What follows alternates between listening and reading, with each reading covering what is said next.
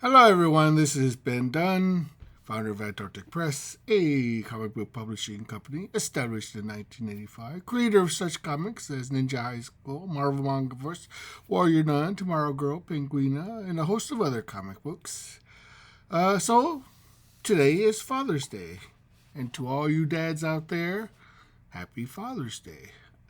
I'm sure my kids and the wifey are planning something for us to do today, and I'm looking forward to it, whatever they have planned. And it got me wondering about what it was like to be, what it's like to be a dad. It's a really good feeling, and it's wonderful to see your kids grow up in front of you, become adults, change in front of you. You have memories of them, hoping that they'll grow up to be productive citizens, law abiding citizens, citizens that reflect you as an individual, but also as become their own individuals themselves, and that you've taught them well, and that they'll have a long, fruitful, and happy life. Of course, it's not always the case. I'm sure life does intercede, and sometimes things don't go as planned.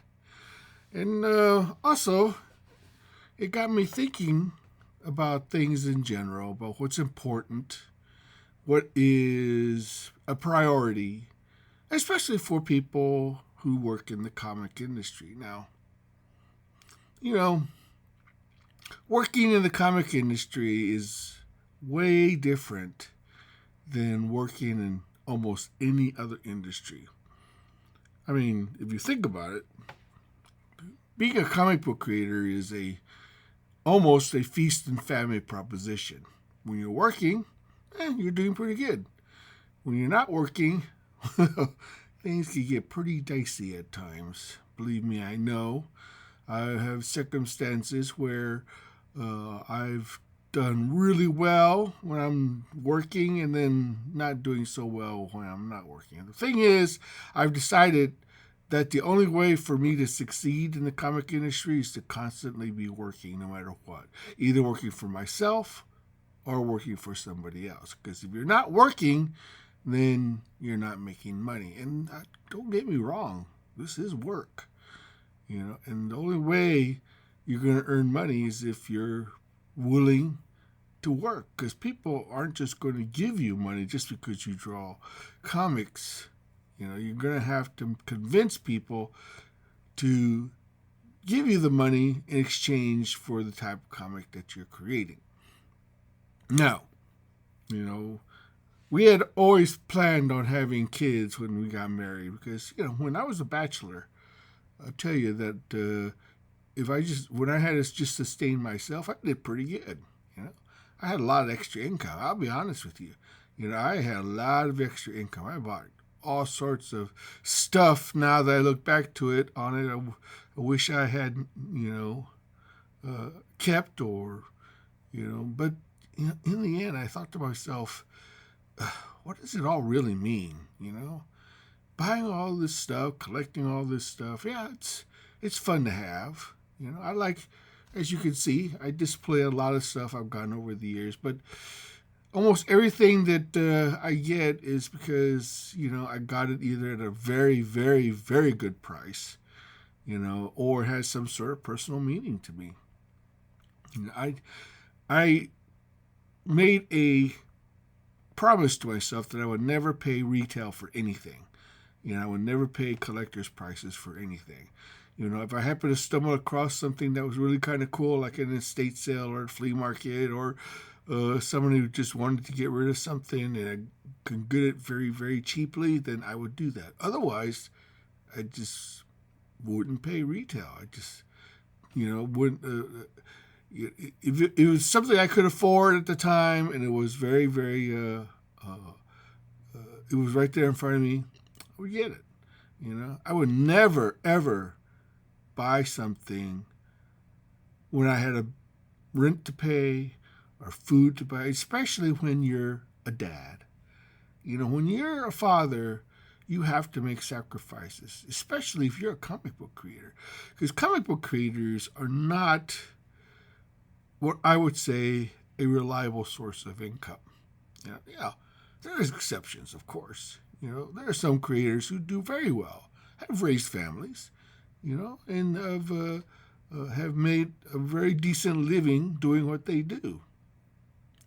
But honestly, those are far in between. And I would almost say there's very few comic creators who actually can make a living, for themselves, let alone a family. Usually, and let's be honest, let's be very honest with each other. As fellow comic creators, a lot of us rely on our wives for most of our income. And to our wives, who indulge our proclivities, as far as creating comics are concerned, then they must really love us. They must really, really, really, really love us to put up with the shenanigans of being a comic book creator. Because heaven knows comic creators don't bring in the big bucks. It's almost as if we're like a secondary source of income more than the primary source of income. We're the ones that make enough money just to pay the electric bill or just to buy this month's worth of groceries. Maybe contribute a little to the mortgage. I am fortunate enough that I do make enough that I'm not the primary source of income. I'll be honest, my wife makes way more money than I do, but I make enough to maintain this office. I make enough to pay the bills that we have, and she makes enough to cover, things like the mortgage and other things as well. So we together, we survive as a family because we pull in all our resources to make sure all our bills are paid, and have a little bit left over. Now,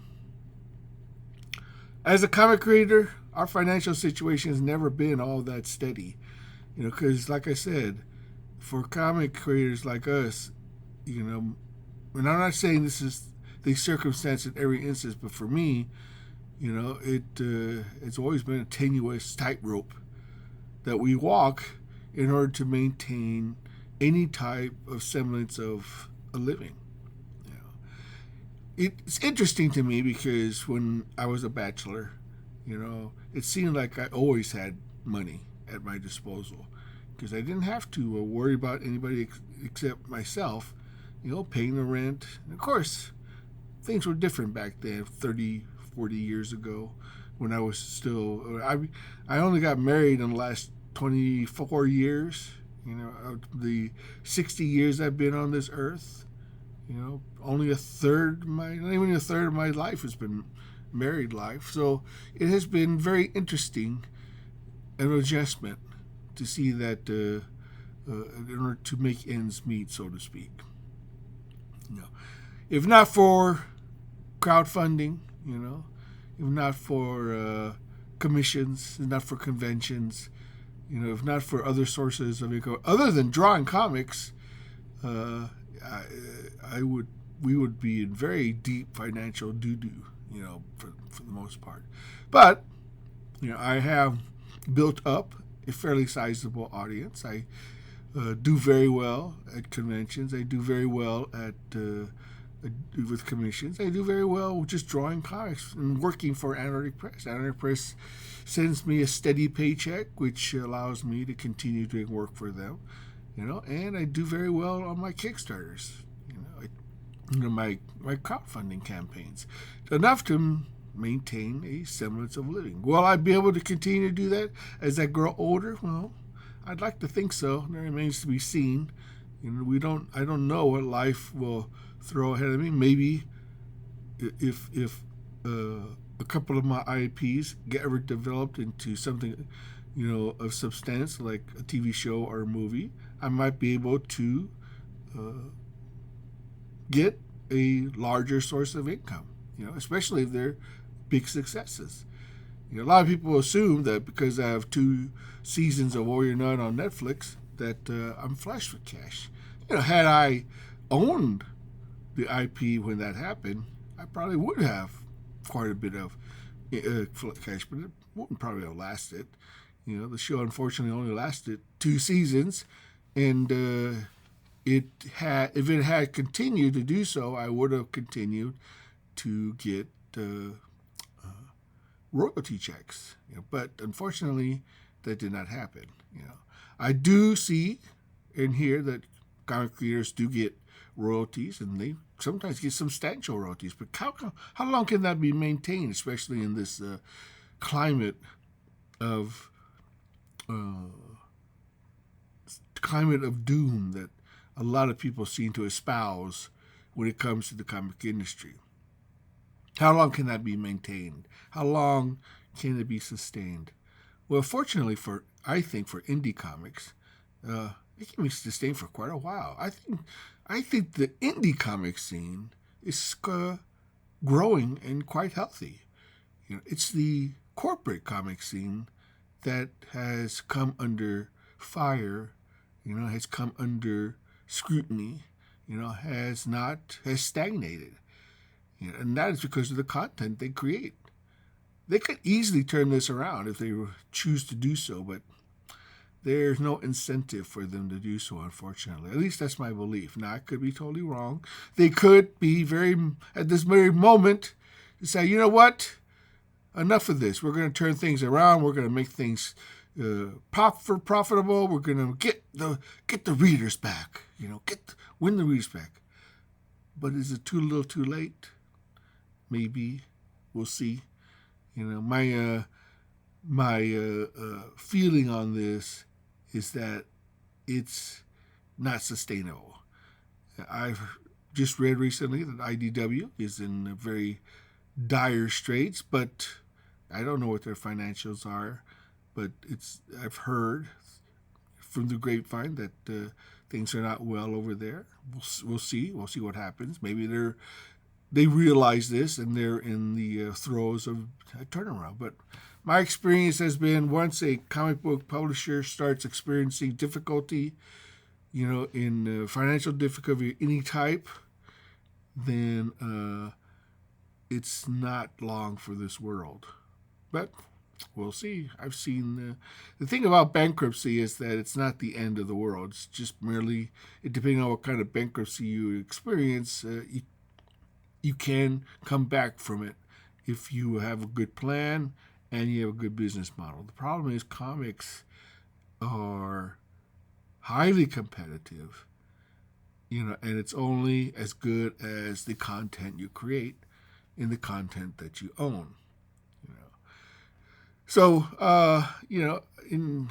it is what it is. One of those things that as a comic book creator, it's difficult, really, let's be honest, it's difficult to make a living. You have to compete with so many other comic book creators, so many other levels of talent, and you have to create with comic creators, not just here in the United States, but all across the world. With the internet, it's now possible to hire creators anywhere in the world who will do just as good a job as American comic book creators and do it for less. And that's just the reality of the situation. So what advantage do American comic creators have? Well, we're Americans, and we know what Americans like. We can create things that they'll read, and that's where our main advantage will lie, because all of these international comic creators are strictly looking for work for hire. They're not looking to create their own original IP. That's where we come in. We create the original IP that people want to read and consume. And as long as we create original IP that people want to consume and want to read and support, then we will continue to thrive. The trick is to create that thing that people will want to read. It's really simple as that. And also, it's unfortunate, but my children, They have no interest in comics. They're on their phones just like all everybody else. You know, I'm not sure if they read comics. They've show really no interest in it, which it saddens me a little bit. But I understand. I try to get them to love to read comics, but they're more into video games and the other things the young people are in. But I'm hoping that someday, as they grow older, and they realize that they too have to have some sort of direction in their lives, that they'll come to realize how important, reading things like comics are. It's, I read an article recently that adults are now, and let's face it, adult men, are the biggest buyers of toys now than kids are. And it made me wonder, when did we become our kids? I mean, I don't mind buying an occasional toy or two just to, enhance the room, but I've never wanted to really do that much collecting, at least in the last 10 or 15 years, because it just wasn't that important to me anymore. I didn't see any need for it. And I thought to myself, you know what? This $100 I could have spent on this toy, I could put that toward my retirement. I could put that to buying a stock. I could put that toward developing my comic book creation, so that other people can read it. That $100 could have been used to print an additional 50 copies of a comic book that I could sell at a convention. That $100 could have gone to hiring an artist to do another page of my story. That $100 could have gone into all sorts of things that would have given you a better return. Now, again, toys, comics, whenever you buy a collectible, I say, I'm buying it for investment purposes. Well, I hate to break it to you, but toys and comics are very poor investments. They really are. The whole idea behind a toy and a comic is that you're supposed to play with a toy and you're supposed to read a comic. They have utilitarian uses to it. Like I said, they're not meant to be collectible. Nowadays, comic publishers are purposely trying to make comics collectible through all these variants and things like that, doing limited runs on things, in hopes that you will be suckered in to buying them in the hopes that they'll give you a return on your investment. The comic publishers, they don't care about that. They only want your money now. They're trying to convince you that what they're doing is going to be a highly sought after collectible, 1, 2, 3 years down the line, 3 days, to try to sucker you into buying, the latest variant or the latest collectible. And I'm not falling for that.